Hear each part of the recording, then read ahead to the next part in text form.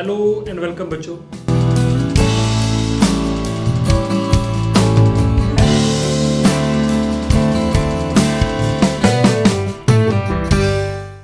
अब प्रेशर क्या है, ये बढ़िया एक इंटरेस्टिंग सी बात भी आपको बताऊंगा।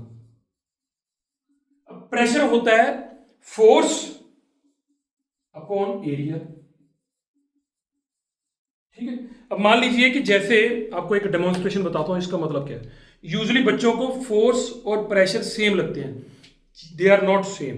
जैसे मान लीजिए कि मेरे पास ये पेन है बेटे, अब पेन को मैं अगर ऐसे पकड़ूंगा अपने हाथ में, अब मैं दोनों तरफ से फोर्स लगा रहा हूं, ठीक है, लेकिन ये पेन ना तो इस तरफ जा रहा है ना इस तरफ जा रहा है। तो इसका मतलब क्या हुआ, इसका मतलब है जितनी फोर्स मैं यहां से इस थंब से लगा रहा हूं उतनी इस फिंगर से लगा रहा हूं। ये तो बात मानते हो ना आप। अगर दोनों तरफ से बराबर की फोर्स है तो क्या इसे जो फीलिंग आ रही है, ऐसी फीलिंग इसको आ रही है, मतलब जैसी इसको आ रही है वैसी इसको फीलिंग आ रही होगी इस थंब को। दर्द हो रहा है भैया। पता है क्यों? आपको समझ है ना, आप बोलोगे यार ये तीखा है, अब तीखा होने से दर्द क्यों हुआ? फोर्स तो दोनों तरफ सेम है। तो आपको यहां पे प्रेशर का कॉन्सेप्ट समझ आएगा। प्रेशर क्या होता है पढ़ेंगे तो बेटा बाद में, अभी तो मैं आपका इंटरेस्ट बना रहा हूं कि ऐसा होता क्यों है। अब यहां पे था एरिया कम कम था ना इसमें, इधर अगर यहां पे एरिया कम होगा, अब दोनों तरफ फोर्स सेम थी लेकिन एक जगह पे एरिया कम हो गया। अभी मैंने आपको लेक्चर की शुरुआत में बताया था कि अगर दोनों की ऐसे पावर 1 1 हो तो अगर ये छोटा होगा तो ये बढ़ेगा एंड वाइस वर्सा। इसका मतलब अगर एरिया कम होगा तो वहां पे प्रेशर क्या हो जाएगा, ज्यादा। इसका मतलब मेरे दोनों, ये जो दोनों थे एक थंब और फिंगर, दोनों पे फोर्स सेम थी लेकिन प्रेशर सेम नहीं था। कहां पे प्रेशर ज्यादा था? जहां पे एरिया कम होगा वहां पे प्रेशर क्या हो जाएगा, ज्यादा। मतलब यहां पे उतनी फोर्स कम एरिया पे लग के वहां पे उसका इफेक्ट बढ़ा हुआ है। तभी तो कील जो होते हैं, नेल वो तीखे होते हैं बेटे, सबको पता है आपको, है ना। ये आपने सुना है चाकू तीखा क्यों होता है, तो ये हमने सभी ने सुना हुआ है पहले। चलो पढ़ेंगे अभी आगे जाके, बहुत कुछ पढ़ने वाले हैं। तो अब इसकी एक बात बताता हूं, इसके यूनिट क्या बनेंगे। अब बाकी के अपने आप देखना। फोर्स के यूनिट क्या होते हैं, न्यूटन, और एरिया के क्या होते हैं, अब याद हो जाना चाहिए। एरिया हमने कितनी बार लिखा, हर बार हमारे पास यूनिट कितने आए, मीटर स्क्वायर। सो इसका मतलब यूनिट क्या बने, न्यूटन पर मीटर स्क्वायर। तो इसकी एक इंटरेस्टिंग बात भी है बेटे जुड़ी हुई, मतलब ऐसी बनाई हुई है बस जोक।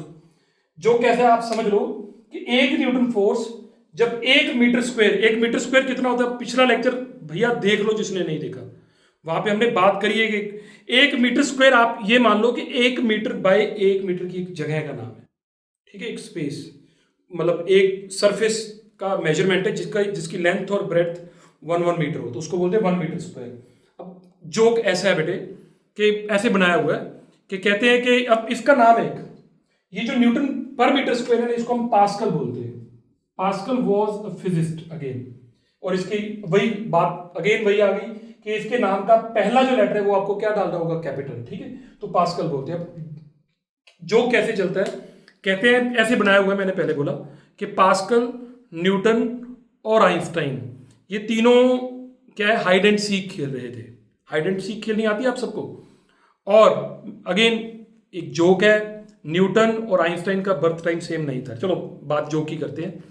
अब हुआ यूं कि जो आइंस्टाइन था वो ढूंढ रहा था और पास्कल और न्यूटन जो वो छिप रहे थे कहीं पे, ठीक है। अब पता नहीं आपके मतलब हिंदी में उसको क्या बोलते हैं, लेकिन पंजाबी में हम लोग बोलते हैं एक्सप्रेस। जब हम ढूंढ लेते हैं, अगर किसी गलत बंदे को ढूंढ लिया तो वो आप पे जोर से हाथ लगाता है, उसको बोलते हैं ठप्पा, ठीक है। तब हुआ यूं कि आइंस्टाइन की बारी थी, वो ढूंढ रहा था और पास्कल और न्यूटन दोनों छिपे हुए थे। अब धीरे धीरे से आइंस्टाइन ने देखा कि वहां मुझे न्यूटन दिखा, तो उसने अब न्यूटन को जाके बोला कि एक्सप्रेस न्यूटन।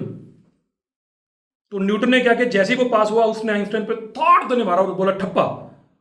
कहता मैं न्यूटन नहीं हूं। अरे कहता तू न्यूटन है यार। वो कहता नहीं देखो, मैं हूं तो एक न्यूटन। ठीक है, अब मैं खड़ा कहां पे हूं?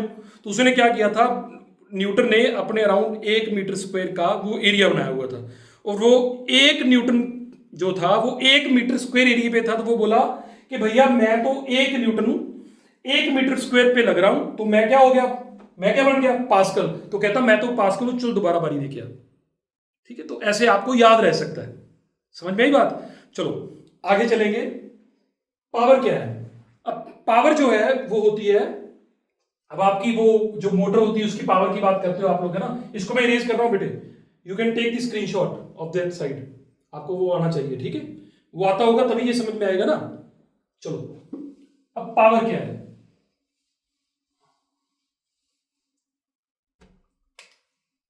बना के दोगे अपने आप, मैं बता दूं फॉर्मूला तो पावर। अच्छा एक बात और रह गई भैया, ये जो वर्क और एनर्जी का ये जो मैंने यूनिट लिखा है इसका भी एक स्पेशल नाम है बेटे।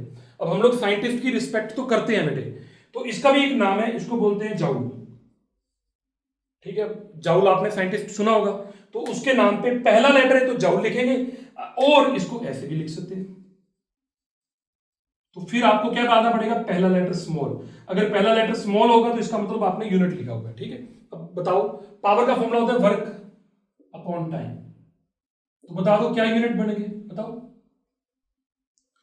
वर्क कितनी फास्ट हो रहा है, जैसे आपकी मोटर है पानी की, अब आप बोलोगे, मान लो आपका बाइक है, जैसे बाइक की एग्जांपल लेते हैं। अब बाइक अगर आपका बहुत तेज भाग रहा है तो आप बोलोगे यार इसके इंजन की पावर बहुत है, कम टाइम में ये बहुत जल्दी एक्सलरेट हो जाता है, ऐसे ही बोलोगे ना, तो बोलेंगे पावर बहुत ज्यादा है। चलो अब बताओ इसके यूनिट क्या बनेंगे,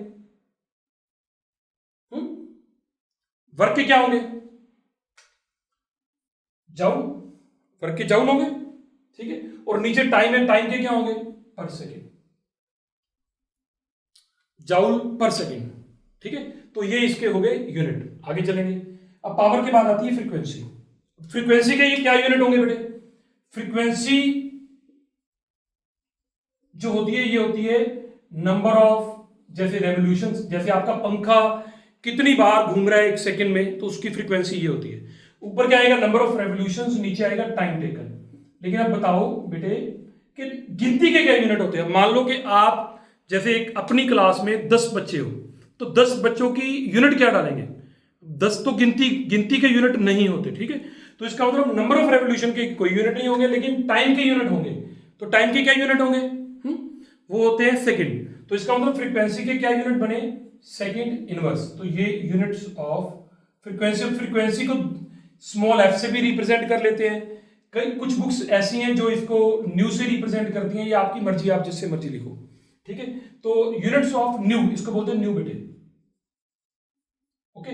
तो वो क्या होते हैं, पर सेकंड, क्या बोलोगे इसको, पर सेकंड। और इसका भी एक स्पेशल नाम है, इसमें द ग्रेट फिजिसिस्ट हर्ट्ज, जिसने, जब आप मोबाइल यूज करते हो ना, तो मोबाइल में जितनी कम्युनिकेशन आप देख रहे हो आजकल, ये जो in the form of waves होती है, इनविजिबल ही है ना। आप कॉल किसी को करते हो और नंबर मिल जाता है, आपके मोबाइल से ऐसा क्या जाता है जो दूसरे की रिंग बजने लगती है, तो वहां पे इलेक्ट्रोमैग्नेटिक वेव्स है, तो उस पर इसने बहुत काम किया है, तो उसकी रिस्पेक्ट। हर्ट्ज किसका यूनिट है, फ्रीक्वेंसी का, तो क्या होता है, पर second. Is that okay, clear होगी बात। एक और बता दूं, फ्रीक्वेंसी के साथ ही आपको यह पता होना चाहिए कि वेलोसिटी ग्रेडियंट क्या है, वो आपके काम आएगा। वेलोसिटी ग्रेडियंट, वेलोसिटी ग्रेडियंट क्या है, अब मैं भूल जाता हूं बेटे। यहां पे भी जाउल पर सेकंड, ये जो है इस पे भी, इसके भी यूनिट का नाम क्या है, कैपिटल डब्ल्यू, इसको वॉट बोलते हैं। कितने हो गया ना, लेकिन ये इतने बेटे होंगे कि आपको बहुत काम आने वाले हैं सभी। ये वॉट होता है, ये भी लिख लो आप, जहां पे अगर आपने स्क्रीनशॉट पहले ले लिया तब दोबारा ले लो यार, लेकिन ये आपको पता होना चाहिए, ठीक है। चलो, वेलोसिटी ग्रेडियंट का फॉर्मूला होता है वेलोसिटी डिवाइडेड बाय डिस्टेंस या डिस्प्लेसमेंट, कुछ भी लिख दो आप, ठीक है। तो अब जब वेलोसिटी अपॉन डिस्टेंस है, अब वेलोसिटी के क्या यूनिट है, मीटर पर सेकेंड, और डिस्टेंस के या डिस्प्लेसमेंट की क्या यूनिट है, मीटर। तो ये मीटर से मीटर कट जाएगा, तो इसके भी यूनिट क्या बने, पर सेकेंड।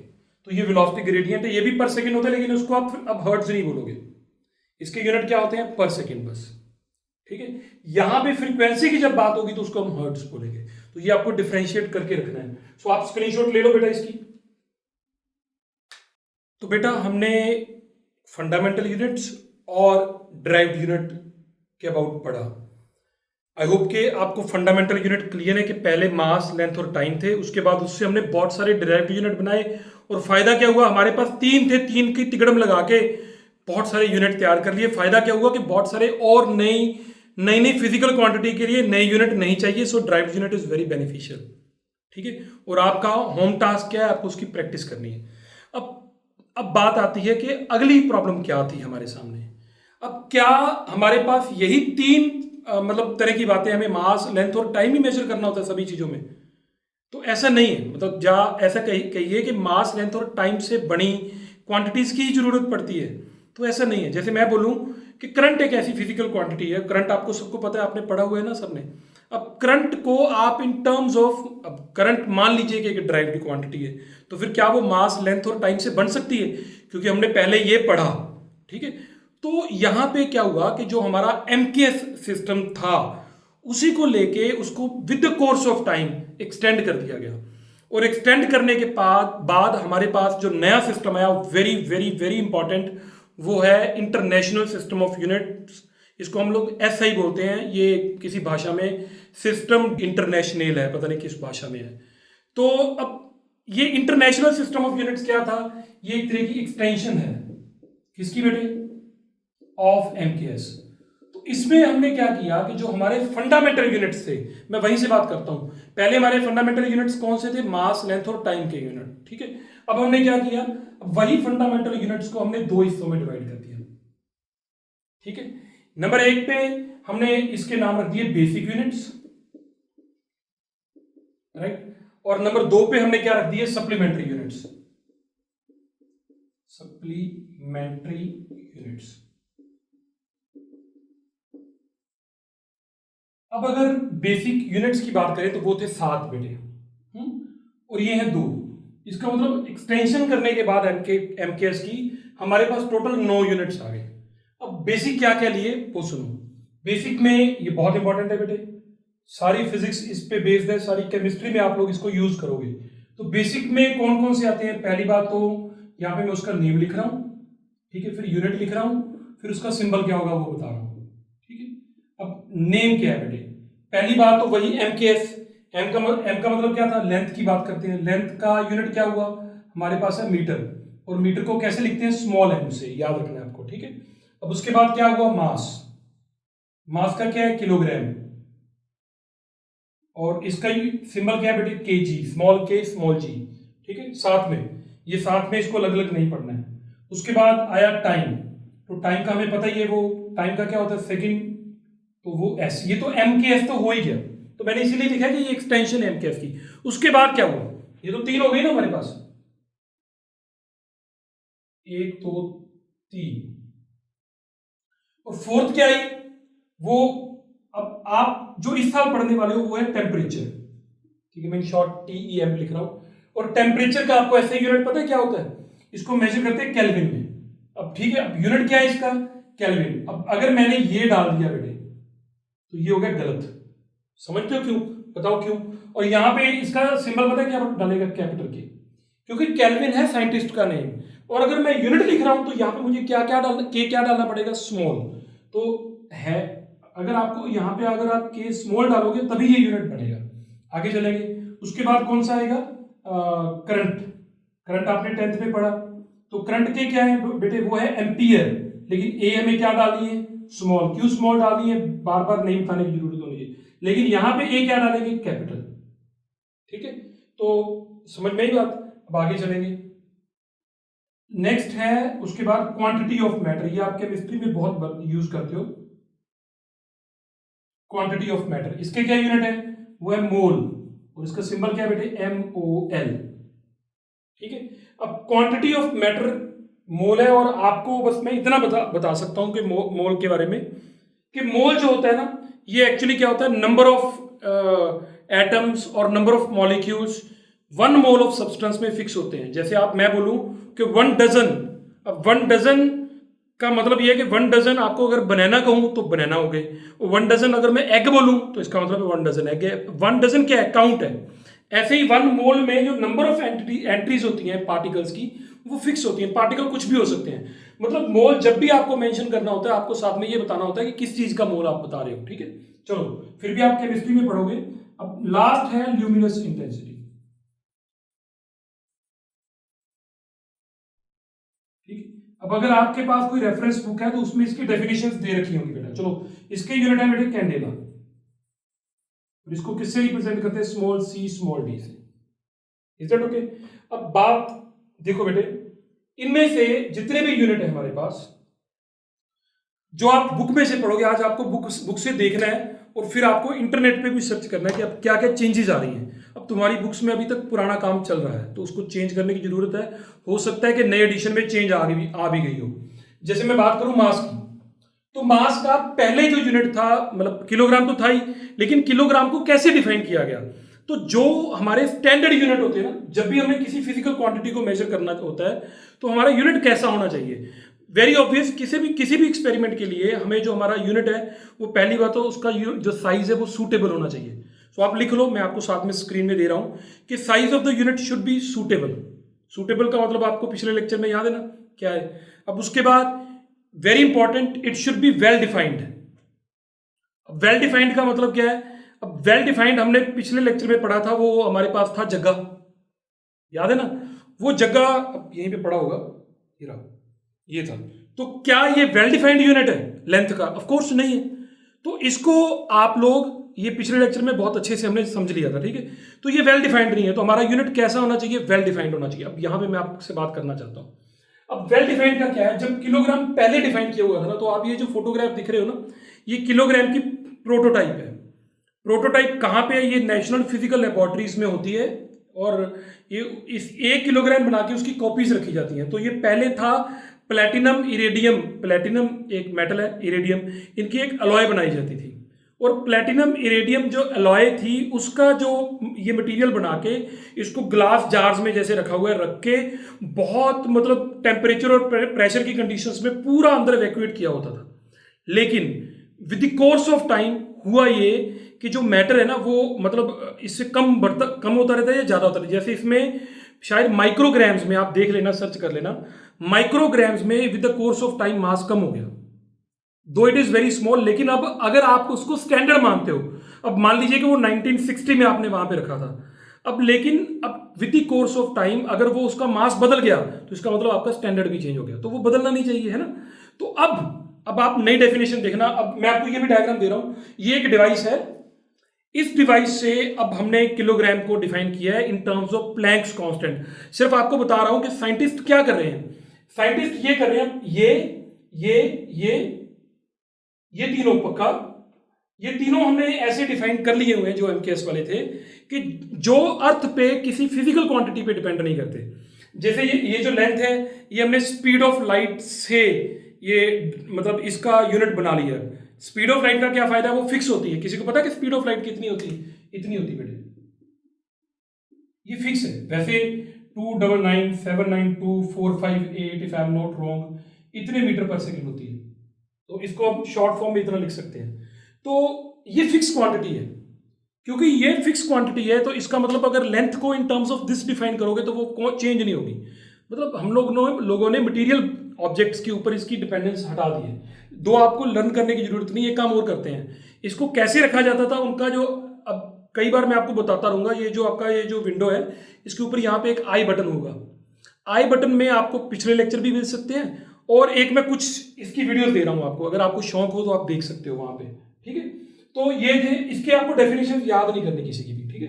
तो ये हमारे पास 7 बेसिक यूनिट है। अब बात करते हैं सप्लीमेंट्री यूनिट्स की। तो सप्लीमेंट्री यूनिट क्या है? वो भी हमारे पास 2 है बेटे। कौन कौन से 2 यूनिट्स हैं? पहली बात तो नेम, उसके बाद यूनिट कौन सा है और उसका सिंबल कौन सा, ठीक? अब नेम क्या है? Plane angle. पहली बात तो आप बोलोगे एंगल तो हमने पहले भी पढ़ा हुआ है, तो एंगल की क्या बात हो गई? तो एंगल का जो आपने यूनिट पढ़ा हुआ है वो है डिग्री। लेकिन यहां पे जो एंगल का यूनिट हम लोग पढ़ेंगे अब से, वो है रेडियन बेटे। और रेडियन को शॉर्ट फॉर्म में क्या लिखते हैं? RAD। लेकिन एक और भी बात है, यूजुअली कई बार लिखा ही नहीं जाता पीछे RAD, ये कॉमन ट्रेंड बन गया, ठीक है? तो वैसे इसका सिंबल होता है RAD। आगे चलेंगे। अब प्लेन एंगल के बाद अगला है वो सॉलिड एंगल है। अब सॉलिड एंगल में क्या है? इसका यूनिट होता है स्टीरेडियन। ये आपने सुना नहीं हुआ ना, तो अभी अब बात करते हैं इसकी। स्टीरेडियन का सिंबल होता है S और स्मॉल r, ठीक है? यूजुअली इसको हम लोग थीटा से रिप्रेजेंट करते हैं, इसको इस सिंबल से बेटा। ये आपने पढ़ा हुआ है ना, ये पता है ना आपको? ये आप रेजिस्टेंस को इससे शो करते थे, तो इस सिंबल से इसको शो करते हैं। अब थोड़ी सी बात इसकी कर ले, और एक बात और बता दूं, जिन बच्चों ने तो मैथ रखा हुआ है वो तो इसको पढ़ेंगे, ऊपर वाले को काफी पढ़ेंगे और हमारी फिजिक्स में यूज भी बहुत होता है। अब बात आती है मेडिकल स्टूडेंट क्या करेंगे। तो मेडिकल स्टूडेंट के लिए अगेन सोल्यूशन ये है कि आपको आई बटन प्रेस करना है लेक्चर खत्म होने के बाद, और वहां पे आपको एक लिंक मिलेगा।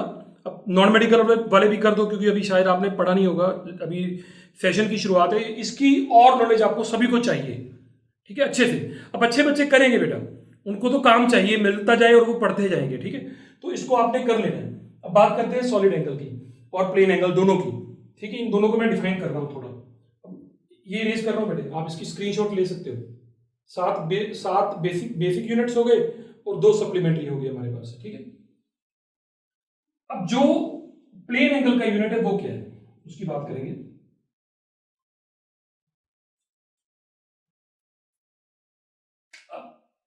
इसका एक फॉर्मूला होता है बेटे, यहां पे शॉर्ट में, वहां पे आई बटन प्रेस करने पे आपको डिटेल में इसकी इंफॉर्मेशन मिल जाएगी। और ये एंगल है आपके पास थीटा, और मान लीजिए कि ये लेंथ है एल और इसका रेडियस है आर, ठीक है। तो अब theta in terms of radian हमारे पास ये फॉर्मूला होता है, यहां पे तो मैं सिर्फ इतना बता रहा हूं, वहां पे एलॉबरेशन है, प्रूफ भी है इसका। अब theta L by R radian है, ठीक है। अब एल क्या है, लेंथ ऑफ आर्क, ये आर्क, और आर क्या है इसका, रेडियस। Is that okay. अब यहां से हम लोग क्या सीखेंगे, जैसे मान लीजिए कि अगर लेंथ जो है ना ये वाली, अब एक ऐसा सर्कल हो, एक ऐसी आर्क हो जिसकी जो ये जो लेंथ है एल, ये आर के बराबर ही हो जाए, तो यहां पे अगर मैं आर और यहां पे भी आर भर दूं तो वो क्या आएगा, 1 रेडियन। इसका मतलब 1 रेडियन कितना एंगल होगा, ये हमें पता चल गया कितना एंगल होगा। अगर हमारी आर्क उतनी ही बड़ी हो जितना रेडियस हो, तो फिर यहां पे जो एंगल बनेगा वो कितना होगा, 1 radian. If you are curious enough, आप बना के देखना और आपको पता लगेगा ये अप्रोक्सीमेटली 57 डिग्री के पास होता है, ठीक है। नेक्स्ट अगली बात जो इंपॉर्टेंट है, जो इस लेक्चर में बता रहा हूं, वो ये है कि अगर मान लीजिए कि हमारा जो सर्कल है हाफ सर्कल हो, जैसे मान लो हमें पता है कि ये एंगल होता है 180 डिग्री, ठीक है। और अगर इसका रेडियस आर है, तो पूरे सर्कल का जो सर्कमफ्रेंस होता है ना बेटे, पूरी लेंथ ऐसे, वो कितनी होती है, 2 पाई आर। तो इसकी हाफ की कितनी होगी, पाई आर, ठीक है। अरे यार ये 2 पाई आर होता है, तो फिर हाफ कितना होगा, पाई आर। तो ये आपकी क्या होगी, आर्क। अब फॉर्मूला ये कहता है कि ये रेडियन में कितना एंगल होगा, ऊपर पाई आर और नीचे कितना आएगा, आर इतने रेडियन। समझ में आई बात। अरे यार ऊपर एल भरना है, तो एल हमारा कितना हो गया, पाई आर, और नीचे क्या भरना है, रेडियस। तो आर से आर कट हो गया, इसका मतलब ये कितना आ गया, पाई रेडियन। तो यहां से क्या सीखे कि 180 degree is how much, pi radian. ये आपको अच्छे से समझ लेना है, सिर्फ याद नहीं रखना, ये भी समझना है साथ में। बहुत बहुत बहुत बहुत काम आने वाली चीज है, ठीक है। बाद में पता है क्या होता है, फिर बंदे के तोते उठते रहते हैं कि यार ये पता नहीं कहां से आ गया, ठीक है। तो ये बहुत आएगा, मैं बता रहा हूं, पहले ही बता रहा हूं कि ये बहुत आएगा। अब बात करते हैं, ये होगी बात प्लेन एंगल की। अब बात करते हैं सॉलिड एंगल की। सॉलिड एंगल में आपको क्या इमेजिन करना है, आप ऐसे इमेजिन कर सकते हो, जैसे मान लीजिए कि मेरे हाथ में एक कोण है बेटे, ऐसे, ठीक है, यहां पे कोण है। अब उस कोण का जो नोकीली तरफ मेरी तरफ है, ऐसे सेंटर पे, अब वो कोण किसी स्फीयर का पार्ट है, ऐसे, ठीक है, समझ में आ रही बात। अब जिस स्फीयर का पार्ट है, उस स्फीयर पे जैसे ये कोण बनी हुई है, अब कोण का जो ऊपर वाला एरिया है वो सेंटर पे जाके एक एंगल बना रहा है कि नहीं बना रहा। अब ये एंगल प्लेन नहीं है, कौन सा एंगल है ये, प्लेन नहीं है, ये 3D है। अगर मैं उसको ऐसे आपकी तरफ मुंह कर दूं तो वो अंदर से कैसे होगा, समझते हो ना। तो वो जो अंदर ऐसे ऐसा बन रहा है ना, वो उसको बोलते हैं सॉलिड एंगल, ठीक है। समझ में आई बात, इमेजिनेशन हुई। जो आइंस्टाइन था ना बेटे, वो बड़ी बढ़िया बात कहता था कि imagination is more important then knowledge. Knowledge होना एक बात है, जो बंदा इमेजिन कर सकता है ना, आपको आंखें बंद करके आप कहीं भी पहुंच जाओ, ये आपका बहुत बढ़िया गुण है, जो आपको अच्छी बातें सिखा सकता है।